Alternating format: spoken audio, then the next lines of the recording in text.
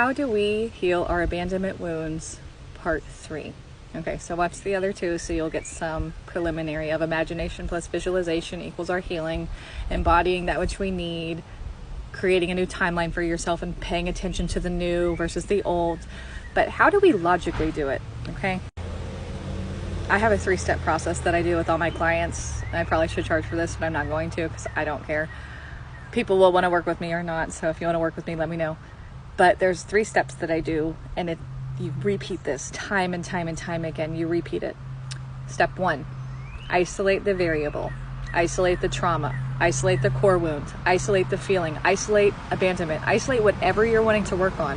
This is a paradox for you right now because abandonment, we fear isolation, but we have to actually isolate the variable to observe it. A negative times a negative makes positive. In math, what's -1 times -1?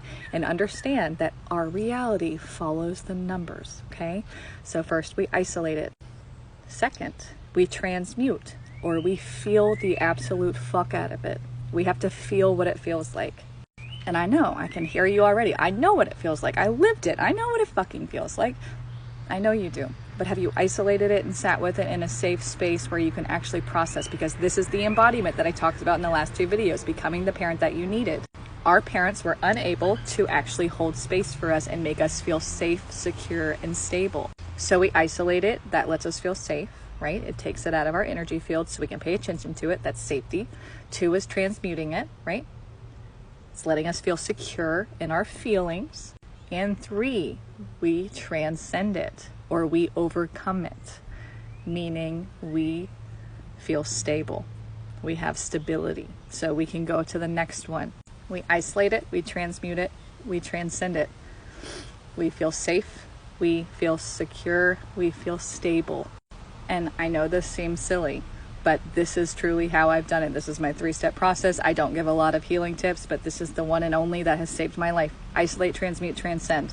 Repeat again and again and again, because we repeat it, because the object in motion stays in motion, right? And when we focus our attention on healing, you are applying force to the victim mentality. You are applying force to whatever was blocking you, because you're on this side of it now.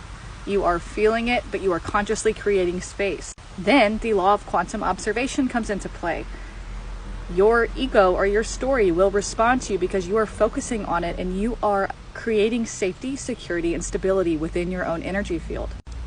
Newsflash, that's what you wanted all along, was to feel safe, secure, and stable, and have a safe space to process. And also isolating, transmuting, and transcending are kind of parts of science, so you can bring that part of you forward. Let me know if you have any questions.